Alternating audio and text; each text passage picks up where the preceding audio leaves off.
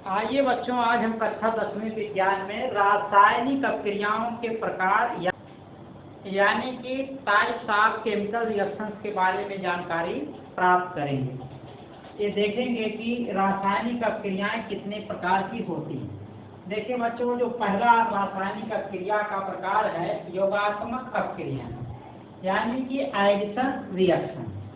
इस अभिक्रिया को बच्चों देखिए आप कैसे समझेंगे। देखिए बच्चों, आप योग एडिशन के बारे में जानते हैं कि जब हम दो या दो से अधिक संख्याओं को जोड़ते हैं, यानी कि जोड़ने का मतलब बच्चों है मिलाना, यानी कि दो या दो से अधिक संख्याओं को जब हम उनको आपस में मिलाते हैं तो हमको एक संख्या मिलती है। यानी कि हम चाहे जितनी भी संख्याएं बच्चों एक में मिलाएं तो मिलाने के बाद हमको केवल एक संख्या मिलेगी। तो इसको हम योग बोलते हैं, एडिशन बोलते हैं। जैसे मान लीजिए 2 में 3 मिलाए तो हमको मिला 5। तो ये देखिए इनके मिलाने के बाद ये जो बच्चों प्लस का निशान होता है, इसका मतलब 2 में हम 3 मिला रहे हैं, इसी को जोड़ना कहते हैं। तो 2 में 3 मिला दे रहे हैं तो कुल कितना हुआ 5। यहाँ हमको केवल एक संख्या है। अगर इसी तरह अगर हम 2 धन 3 धन 5 करें तो देखिए बच्चों 2 में 3 जोड़ेंगे 5, फिर 5 में 5 जोड़ देंगे, कितना हो जाएगा 10। यानी कि 2 या 2 से अधिक संख्याओं को अगर हम जोड़ते हैं यानी कि उनको आपस में मिलाते हैं तो हमको केवल एक संख्या मिलेगी, एक के अलावा और संख्याएं नहीं मिलेंगी। यानी कि 2 या 2 से अधिक संख्या नहीं मिलेगा, केवल एक संख्या मिलेगा। उसी तरह बच्चों आप इनको भी समझिए, रासायनिक अभिक्रिया में जो पहला प्रकार है योगात्मक अभिक्रिया है। तो जब 2 या 2 से अधिक पदार्थों को हम आपस में मिलाएंगे, या कह सकते हैं कि जब 2 या 2 से अधिक पदार्थों की रासायनिक अभिक्रिया होगी तो केवल एक उत्पाद अगर बनता है तो हम उसको बोलेंगे योगात्मक अभिक्रिया है। उसी तरह बच्चों यहाँ समझिए कि जब हम 2 या 2 से अधिक पदार्थों की रासायनिक अभिक्रियाएं कराएंगे तो हमको केवल यदि एक पदार्थ मिलता है तो हम ऐसी रासायनिक अभिक्रिया को कहेंगे योगात्मक अभिक्रिया। यदि बच्चों 2 या 2 से अधिक पदार्थों की रासायनिक अभिक्रिया के दौरान उत्पाद के रूप में केवल एक पदार्थ मिलता है तो ऐसी रासायनिक अभिक्रिया को हम बोलेंगे योगात्मक अभिक्रिया। यहाँ आपको बताया भी गया है कि वे अभिक्रियाएं जिनमें 2 या 2 से अधिक पदार्थों के अणु संयुक्त होकर केवल एक उत्पाद बनाते हैं। यानी कि 2 या 2 से अधिक पदार्थ के अणु आपस में संयुक्त होकर या जुड़कर अगर एक ही उत्पाद बनाए तो ऐसी अभिक्रिया को हम बोलेंगे योगात्मक अभिक्रिया। जैसे देखिए बच्चों, हमारा कार्बन मोनोऑक्साइड अगर क्लोरीन से अभिक्रिया किया है तो यहाँ देखिए एक ही उत्पाद बन रहा है कार्बोनिल क्लोराइड, इसको बोलते हैं कार्बोनिल क्लोराइड। तो उत्पाद के रूप में केवल एक पदार्थ बना कार्बोनिल क्लोराइड, इसलिए ये जो अभिक्रिया है हमारी क्या हो जाएगी योगात्मक अभिक्रिया। उसी तरह बच्चों देखिए एथिलीन अगर ब्रोमीन से अभिक्रिया करता है तो हमारा जो उत्पाद बना है एथिलीन डाइब्रोमाइड, केवल एक उत्पाद यहाँ बना है। तो अगर एक ही उत्पाद बना तो ये बच्चों हमारा क्या हो गया योगात्मक अभिक्रिया हो गया। और बच्चों आप ये जानिए कि योगात्मक अभिक्रिया होने के लिए डबल या ट्रिपल बॉन्ड होना आवश्यक है, तभी योगात्मक अभिक्रिया होगी, अन्यथा नहीं होगी। अगर सिंगल बॉन्ड वाला बच्चों पदार्थ है तब हमारा जो है योगात्मक अभिक्रिया नहीं होगा। जब डबल या ट्रिपल बॉन्ड होंगे तभी योगात्मक अभिक्रिया होगी। जैसे बच्चों अभी देखिए हम एथिलीन लिए तो एथिलीन में हमारा जो होता है CH2 फिर CH2 और इनके बीच में क्या होता है, देखिए दोनों जो CH2 है इनके बीच में क्या होता है डबल बॉन्ड होता है। अगर देखिए हम इनका ब्रोमीन से अभिक्रिया कराएं, इसमें Br2 जोड़ दें, ब्रोमीन जोड़ दें, तो बच्चों अभी आप आगे चलकर पढ़ेंगे जो बॉन्ड होते हैं 2 प्रकार के होते हैं, एक सिग्मा बॉन्ड होता है, एक पाई बॉन्ड होता है। तो आगे चलकर पढ़ेंगे सिग्मा बांड का निर्माण कैसे होता है, पाई बांड का निर्माण कैसे होता है। देखिए बच्चों, जो सिग्मा बांड होता है वो मजबूत होता है और जो पाई बांड होता है वो कमजोर होता है। ये देखिए बच्चों, आपका सिग्मा बांड है और ये आपका पाई बांड, ये है आपका सिग्मा बंध, इसकी इंग्लिश होती है बंध की बांड, और ये आपका जो है पाई बंध, ये आपका पाई बंध हो गया बच्चों। अब इसके आगे देखिए बच्चों, हमने अभी बताया है कि पाई जो बंध होता है सिग्मा बांड से क्या होता है, कमजोर होता है। जहां भी आप देखिए सिंगल बांड के अलावा अगर डबल ट्रिपल बांड है तो उसमें एक बांड जो होता है, केवल एक बांड, वो होता है सिग्मा बांड। ये देखिए एक यहाँ इसमें ले लेंगे, एक सिग्मा बंध हो गया, और जो बच्चों बाकी होता है वो क्या होता है, पाई बंध होता है। उसी तरह अगर मान लीजिए बच्चों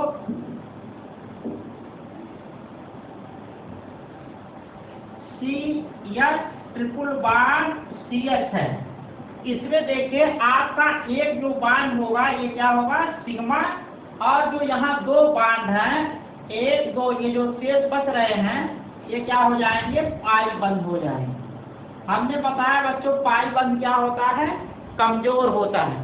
तो अब पाई बंध इसमें टूटेगा और बच्चों जो दूसरे अणु है अचानक के रूप में एक इनसे संयोग करके एक उत्पाद का निर्माण करेंगे। देखिए ये क्रिया कैसे होती है। देखिए बच्चों, इसको समझने के लिए जो CH2 डबल बांड है इसमें एक बांड टूटेगा और जो यहाँ Br2 है इसका एक परमाणु यहाँ जुड़ जाएगा इस कार्बन से और दूसरा जुड़ जाएगा इस कार्बन। तो हमारा जो कंपाउंड बन गया CH2Br CH2Br, यानी कि एथिलीन डाई ब्रोमाइड बन जाए। अब देखिए बच्चों, यहाँ उत्पाद के रूप में केवल एक उत्पाद बना, इसलिए क्या हुआ, योगात्मक अभिक्रिया ये दिया। तो ये बच्चों ये तब संभव हुआ जब डबल बांड था। तो डबल बांड में बच्चों एक पाई बांड होगा जो कमजोर होगा, जिसकी वजह से अलकारक क्या है, यहाँ आकर जुड़ेगा। अगर बच्चों सिंगल बांड होगा तो इस कंडीशन में सिग्मा बांड होगा, और सिग्मा बांड क्या होता है, मजबूत होता है, इस कंडीशन में टूटेगा नहीं। और बच्चों अगर टूटता भी है तो ये क्या हो जाएगा, अलग अलग हो जाएगा। तो जब तक बच्चों डबल और ट्रिपल बांड नहीं होगा तब तक योगात्मक अभिक्रिया नहीं होगी। यानी कि योगात्मक अभिक्रिया होने के लिए डबल और ट्रिपल बांड होना आवश्यक है, यानी कि द्विबंध और त्रिबंध होना आवश्यक है। आगे देखिए बच्चों, जो दूसरा अभिक्रिया का प्रकार है प्रतिस्थापन अभिक्रिया, यानी कि सब्स्टिट्यूशन रिएक्शन। बच्चों इसके नाम से ही स्पष्ट है कि हम किसको प्रतिस्थापन अभिक्रिया बोलेंगे, सब्स्टिट्यूशन रिएक्शन बोलेंगे। देखिए बच्चों, प्रतिस्थापन का मतलब होता है कि एक की जगह पर दूसरे का आना, यानी बच्चों किसी परमाणु या परमाणु समूह के स्थान पर जब कोई परमाणु या परमाणुओं का समूह उस स्थान पर आता है और वहां से वो परमाणु या परमाणुओं का समूह हटकर दूसरी जगह चला जाता है, तो ऐसी अभिक्रिया को हम कहते हैं प्रतिस्थापन अभिक्रिया। यानी कि एक के स्थान पर जब दूसरा कोई परमाणु या परमाणु समूह आ जाएगा किसी परमाणु या परमाणु समूह के स्थान पर, तो ऐसी अभिक्रिया को बोलेंगे प्रतिस्थापन अभिक्रिया। एक चीज बच्चों अभी पढ़ रहे थे कि योगात्मक अभिक्रिया में, योगात्मक अभिक्रिया केवल डबल बांड और ट्रिपल बांड वाले कंपाउंड में होता है।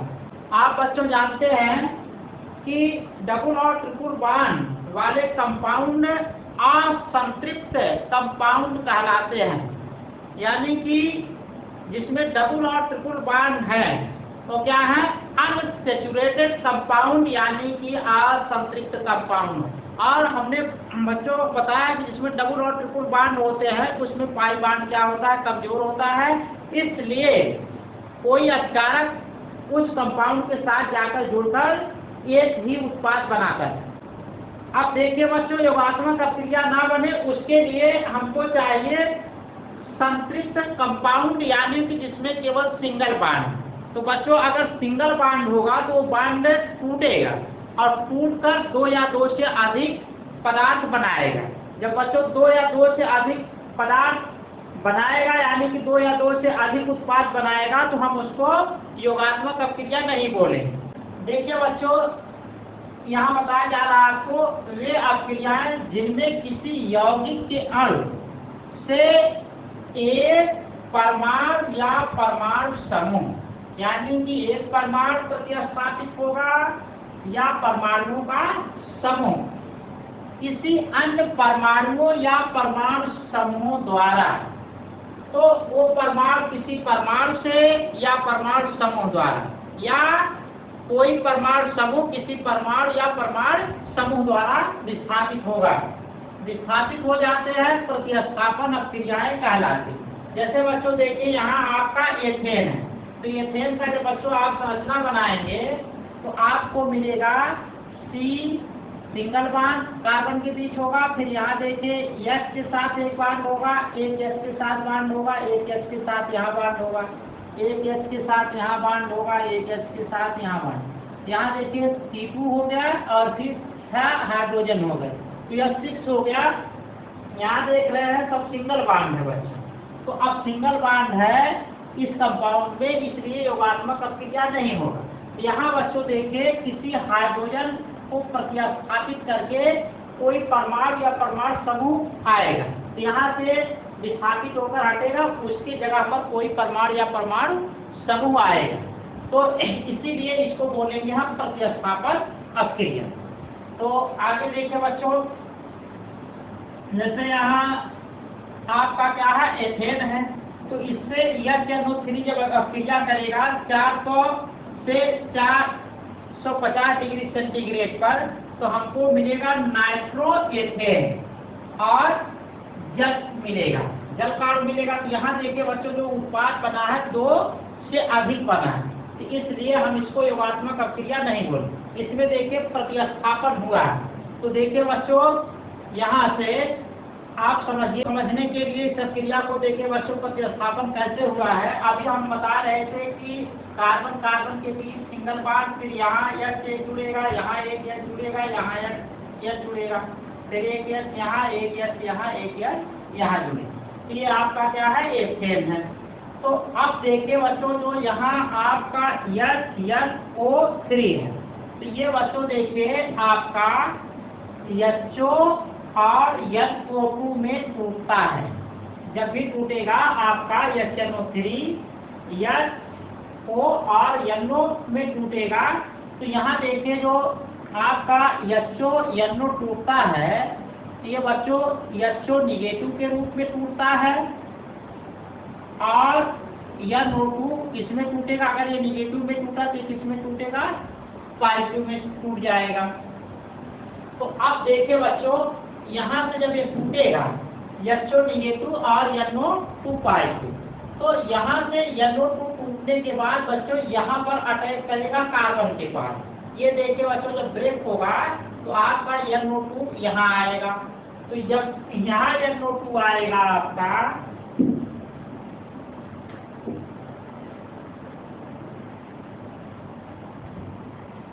तो हमारा बन जाएगा C यहाँ हो गया NO2 और फिर एक H यहाँ लगा दीजिए। और इसमें देखिए हमारा अभी OH बचा है, OH निगेटिव।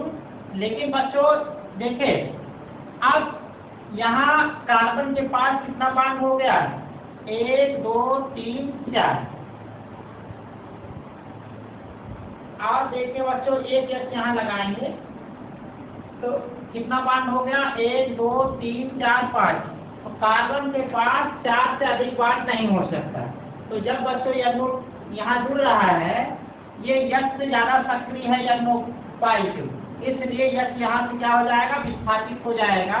तो जब H विस्थापित हो जाएगा बच्चों, तो हमारा ये देखिए आप कार्बन के पास तीनों हाइड्रोजन लगा दीजिए CH3 और फिर ये बॉन्ड जो है, फिर एक हाइड्रोजन बच्चों निकल गया, तो तो बचा क्या हमारा CH2NO2 और यहाँ से एक H जो है पॉजिटिव के रूप में बाहर हो जाएगा।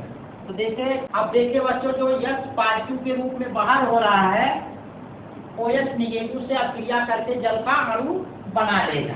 तो यहाँ देखिए बच्चों, इसको समझने के लिए ये जो अभी हमने बताया था कि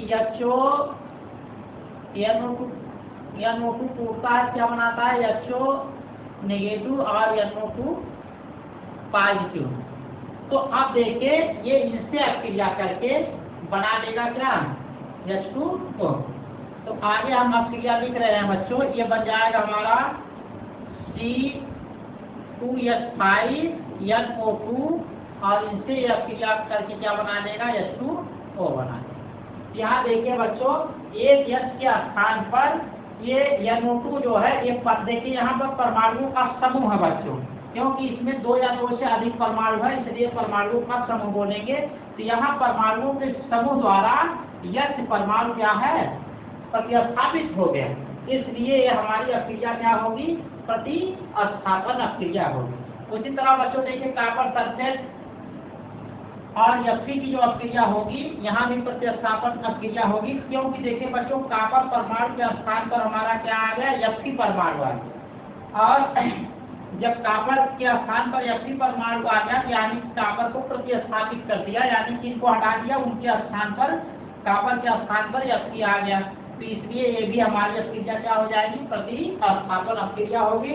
और बच्चों एक चीज आप नोट करिए कि प्रतिस्थापन अक्रिया में हमेशा 2 या 2 से अधिक पदार्थ बनेंगे, सिंगल पदार्थ नहीं बनेगा। अगर सिंगल पदार्थ बनता है तो बच्चों समझ जाइए कि आपका योगात्मक अक्रिया है। अगला प्रकार है बच्चों देखें ऊष्मीय वियोजन अक्रिया है, यानी कि थर्मल डिसोसिएशन रिएक्शन। देखिए बच्चों, इसके नाम से ही स्पष्ट है ऊष्मीय वियोजन अक्रिया किसको बोलेंगे वियोजन। योज का मतलब यहाँ बच्चों, योजन का मतलब जोड़ने से है। अगर बी शब्द लग गया इसका मतलब उल्टा, यानी कि तोड़ने से। तो वियोजन का मतलब तोड़ना है, यानी कि ऊष्मा के द्वारा तोड़ना, ऊष्मीय वियोजन कहलाएगा। अब बच्चों देखिए वियोजन के लिए आता है डिसोसिएशन, यानी तोड़ने के लिए डिसोसिएशन, और जोड़ने के लिए शब्द आता है एसोसिएशन। जहाँ एसोसिएशन आए इसका मतलब जोड़ना है, डिसोसिएशन का मतलब है कि तोड़ना है, यानी कि वियोजित करना है। तो देखिए बच्चों, वियोजन ऊष्मीय वियोजन अक्रिया किसे कहें, यानी कि अगर बच्चों हम ऊष्मा के द्वारा किसी यौगिक को 2 या 2 से अधिक छोटे छोटे भागों में तोड़े, और टूटा हुआ भाग अगर बच्चों ठंडा करने पर पुनः उसी अवस्था में आ जाता है, यानी कि पदार्थ अपनी पूर्व अवस्था में आ जाए, तो ऐसी अक्रिया को हम कहते हैं ऊष्मीय वियोजन अक्रिया। यानी कि बच्चों अगर किसी पदार्थ को गर्म करने पर वह 2 या 2 से अधिक भागों में टूट जाए, और टूटा हुआ पदार्थ ठंडा करने पर पुनः उसी अवस्था यानी कि अपनी पूर्व अवस्था में आ जाए, तो ऐसी अक्रिया को हम कहेंगे ऊष्मीय वियोजन अक्रिया। यहाँ आपको बताया भी गया यदि यौगिकों को गर्म करने पर उनके अणु 2 या 2 से अधिक छोटे छोटे अणुओं में वियोजित हो जाए, यानी कि पदार्थ का बच्चों जो अणु है अगर गर्म करने पर 2 या 2 से अधिक छोटे छोटे अणुओं में वियोजित हो जाता है, परंतु ठंडा करने पर पुनः संयुक्त होकर, यानी ठंडा करने पर पुनः संयुक्त होकर, यानी कि जुड़कर, संयुक्त का मतलब जुड़कर मूल यौगिक बना लेता है। मूल का मतलब बच्चों होता है जिससे ये जो छोटा छोटा भाग है जिस कंपाउंड से बना है, अगर उसी कंडीशन में आता है, यानी कि अपनी मूल पोजीशन में आ जाता है, तो ऐसी अक्रियाएं ऊष्मीय वियोजन अक्रियाएं कहलाती हैं। और बच्चों जैसे आप जानते हैं अक्रियाएं 2 प्रकार की होती हैं, एक उत्क्रमणीय अक्रिया होती है, एक अनुक्रमणीय अक्रिया होती है। अनुक्रमणीय अक्रिया और दूसरा क्या होता है उत्क्रमणीय अवक्रिया। देखिए बच्चों, उत्क्रम का मतलब होता है उल्टा, और अन शब्द बच्चों लग गया अन। अगर इसका विच्छेद हम कर दे, अन धन उत्कर्मणी, अन धन उत्कर्मणी, अन शब्द जहां लग जाए बच्चों उल्टा होता है। तो यानी कि उत्कर्मणी का क्या हो जाएगा, उल्टा। यानी कि जो उत्कर्मणी नहीं है ऐसी अक्रिया को अनुत्कर्मणी अक्रिया बोले। तो उत्कर्मणी का मतलब कि उल्टा, यानी कि अगर अक्रिया बच्चों अग्र दिशा में चल रही है, फिर वो पीछे यानी कि बैक साइड में आ जाए, यानी कि उल्टा उसका रिएक्शन हो, यानी कि अग्र चलकर फिर पश्चिम दिशा में आए, तो उसको बोलते हैं उत्कर्मणी अक्रिया। लेकिन बच्चों अगर अक्रिया केवल एक दिशा में बढ़ रही है, केवल अग्र दिशा में बढ़ रही है, तब उसको हम अनुत्कर्मणी अक्रिया बोलते हैं। तो यहाँ देख रहे हैं कि बच्चों कि जैसे हम गर्म किए, तो गर्म करके छोटा छोटा क्या है, अणु बना किसी पदार्थ का, और जैसे ही ठंडा किए वो संयुक्त होकर बैक साइड यानी कि पीछे की तरफ चले आए, यानी कि मूल जो पदार्थ था उस कंडीशन में आ गए, बैक आ गया। तो ऐसी अक्रिया को हम बोलते हैं उत्कर्मणी अक्रिया। तो बच्चों जो आपका ऊष्मी वियोजन अक्रिया है वो क्या है, एक उत्कर्मणी अक्रिया है। और देखिए बच्चों, जो अनुत्कर्मणी अक्रिया में संकेत होता है उसका एरो का निशान लगाएंगे केवल एक दिशा में। ये जो एरो लगा है केवल एक तरफ होगा। अगर मान लीजिए उत्कर्मणी अक्रिया होगा तो दोनों तरफ से एरो लगेगा, यानी कि इधर भी लगेगा और इधर भी लगेगा। या कभी कभी बच्चों इसको ऐसे लिखेंगे, ये अग्र अक्रिया को बताता है, ये क्या है, पश्चात क्रिया को बताता है।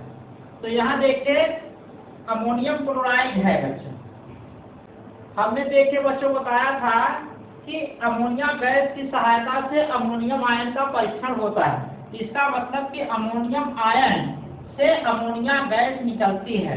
तो यहाँ देखिए बच्चों, जैसे ही अमोनियम क्लोराइड को हम गर्म करेंगे तो अमोनिया यहाँ से NH3 के रूप में निकलेगा, और जो एक H बचेगा वो Cl से अक्रिया करके HCl का निर्माण करेगा। जैसे ही इनको हम ठंडा करेंगे ये पुनः संयुक्त होकर यानी कि वापस आ जाएंगे, पुनः अमोनियम क्लोराइड बना देंगे। इसलिए बच्चों ये जो हमारी अक्रिया हुई और उसमें वियोजन अक्रिया हो जाएगी। और ये देखिए जो अक्रिया हमारी है ये क्या है, उत्कर्मणी अक्रिया है।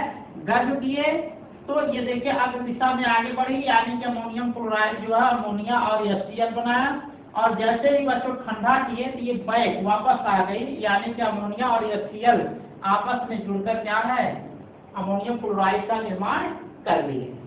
अगला प्रकार है बच्चों, चौथा है ऊष्मी अपघटन अक्रियाएं, यानी कि थर्मल डीकम्पोजिशन रिएक्शन। अपघटन का मतलब भी बच्चों टूटना होता है, लेकिन यहाँ देखिए जो वियोजन आप पढ़ रहे थे डिसोसिएशन, और यहाँ जो आप अपघटन पढ़ रहे हैं यानी कि डीकम्पोजिशन, इसमें अंतर क्या है। देखिए बच्चों वियोजन क्रिया में आप देखें कि यौगिक गर्म करने पर दो या दो से अधिक छोटे छोटे अणुओं में टूट जाता था, लेकिन गर्म करने पर पुनः अपनी पूर्व अवस्था में आ जाता था कंपाउंड। लेकिन बच्चों इसमें जो है किसी यौगिक को गर्म करने पर अगर वो दो या दो से अधिक छोटे छोटे पदार्थ में टूट जाता है, लेकिन ठंडा करने पर अपनी मूल अवस्था में नहीं आ पाता है यौगिक, तो ऐसी अक्रिया को हम कहेंगे ऊष्मी अपघटन अक्रिया। तो ऊष्मी वियोजन और ऊष्मी अपघटन में बच्चों अंतर यही है, दोनों में यौगिक को गर्म किया जाता है, उनसे छोटे छोटे क्या है पदार्थ मिलते हैं। ऊष्मी वियोजन में ठंडा करने पर पुनः मूल यौगिक प्राप्त हो जाता है, लेकिन अपघटन अक्रिया में बच्चों ठंडा करने पर मूल यौगिक नहीं प्राप्त होता है। तो ऐसी अक्रिया को बच्चों हम बोलेंगे ऊष्मी अपघटन अक्रिया। तो यदि यौगिकों में अणु गर्म किए जाने पर दो या दो से अधिक अणुओं में वियोजित हो जाते हैं, परंतु ठंडा करने पर पुनः मूल यौगिक नहीं बनाते हैं, यानी कि जो यौगिक टूटा था अगर उस अवस्था में नहीं आ पा रहा ठंडा करने के बाद, तो उसको बोलेंगे ऊष्मी अपघटन अक्रिया। तो बस अंतर बच्चों दोनों में यही है कि उसमें वियोजन में ठंडा करने पर मूल यौगिक बन जाता है, लेकिन अपघटन वाली अक्रिया में बच्चों ठंडा करने पर वह मूल अवस्था में नहीं आ पाता है। अगर मूल अवस्था में नहीं आएगा बच्चों यौगिक, तो इसका मतलब कि ये हमारा अपघटन अक्रिया। अगर पूर्व अवस्था में आ गया तो उसमें वियोजन अक्रिया। जैसे बच्चों कैल्शियम कार्बोनेट जब गर्म करते हैं, ये देखिए बच्चों गर्म करने का संकेत है, ये जनता का आप चिन्ह लगा देंगे तो इसका मतलब ये गर्म करने का संकेत है। कैल्शियम ऑक्साइड और कार्बन डाइऑक्साइड में टूटता है। बच्चों हमने एक चीज बताया है आपको, अगर कार्बोनेट कहीं है तो समझ जाइए कि वहाँ कार्बन डाइऑक्साइड गैस मिलेगी। अब यहाँ देखिए पोटेशियम क्लोरेट है बच्चों, तो इससे क्या बनेगा KCl और ऑक्सीजन गैस। देखिए बच्चों अगर इनको ठंडा करें तो ये कैल्शियम कार्बोनेट नहीं बनाएंगे। इनको ठंडा करें तो पुनः KCl और ऑक्सीजन मिलकर KClO3 यानी कि पोटेशियम क्लोरेट का निर्माण नहीं करें। इसलिए बच्चों ये अक्रिया हमारी क्या होगी, उसमें अपघटन अक्रिया। अगला नंबर है बच्चों उभय अपघटन अक्रियाएं यानी कि डबल डीकम्पोजिशन रिएक्शन। उभय का मतलब दो से है, इसलिए बच्चों यहाँ देखिए इसकी इंग्लिश में लिखी गई है डबल। तो देखिए डबल डीकम्पोजिशन, अभी आप अपघटन पढ़ रहे थे कि कोई कंपाउंड टूटता था दो या दो से अधिक भागों में, तो यहाँ डीकम्पोजिशन जो टूटना है डबल है, यानी कि दो जगह से बच्चों टूटेगा। तो बच्चों जब दो कंपाउंड हमारे पास होगा तभी वो दो जगह से टूटेगा। एक कंपाउंड टूटा फिर दूसरा कंपाउंड टूटा, यानी कि उसका डबल डीकम्पोजिशन हुआ। तो इसमें देखिए डबल डीकम्पोजिशन बच्चों जब होगा तो इसमें टूटने का उद्देश्य यही होगा कि टूटेगा तो टूटकर एक आयन या उसका अवयव क्या है दूसरे की जगह पर जाएगा और वहां वाला टूटकर दूसरे के स्थान पर आएगा। तो इसी को बोलेंगे उभय अपघटन अक्रिया, यानी कि दो कंपाउंड टूटेंगे और उनके अवयव या आयन आपस में क्या है बदलेंगे, यानी कि स्थान को बदलेंगे या उनका विनिमय होगा या उनका स्थानांतरण होगा। तो ऐसी अक्रिया को बोलेंगे हम उभय अपघटन अक्रिया। जिन रासायनिक अक्रियाओं में यौगिकों के आयनों या अवयवों का, देखिए बच्चों जब भी कंपाउंड टूटेगा आयन के रूप में टूटेगा तो इनके अवयव जो होंगे एक आयन के रूप में ही होंगे। आगे है परस्पर स्थानांतरण या विनिमय। विनिमय का मतलब बच्चों होता है एक्सचेंज, यानी कि आपस में बदलना हो जाता है एवं नए यौगिक बनते हैं, उभय अपघटन अक्रियाएं कहलाती है। जैसे बच्चों देखिए यहाँ कॉपर सल्फेट है और यहाँ क्या है सोडियम हाइड्रोक्साइड, और बच्चों इस उभय अपघटन में जो हम पदार्थ लेंगे विलयन के रूप में लेंगे, यानी कॉपर सल्फेट का विलयन होगा, यहाँ सोडियम हाइड्रोक्साइड का विलयन होगा, तो विलयन के रूप में इनका डिकम्पोजिशन होगा बच्चों। तो यहाँ देखिए कॉपर के पास आ रहा है कौन हाइड्रोक्सिल आयन, तो यहाँ से हाइड्रोक्सिल आयन टूटकर कॉपर के पास आया और ये सल्फेट बच्चों टूटकर सोडियम के पास पहुंचे, यानी कि सोडियम से हटा था हाइड्रोक्सिल, उसकी जगह पर आ रहा है सल्फेट आयन। और फिर यहाँ से बच्चों आप समझिए कि हाइड्रोक्सिल इसके पास आया, सल्फेट इसके पास गया, जिसके पास से एक आयन आ रहा है उसकी जगह पर दूसरा जा रहा है। तो यहाँ देखिए बच्चों यहाँ डीकम्पोजिशन हुआ और यहाँ भी डीकम्पोजिशन हुआ, तो डबल डीकम्पोजिशन हुआ। और ये देखिए इस कंडीशन में जब दोनों टूटे थे यहाँ देखिए इनके आयन या अवयव के रूप में क्या है आपस में बदल गए, यानी कि चेंज हो गए, यानी कि सल्फेट की जगह पर आ गया कौन हाइड्रोक्सिल और हाइड्रोक्सिल की जगह पर कौन चला गया सल्फेट चला गया।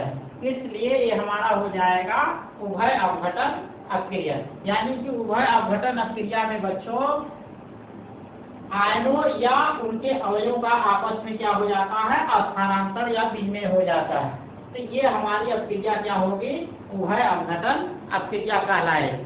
ठीक है बच्चों, अगले टॉपिक को हम अगले वीडियो के लेक्चर में चर्चा करेंगे।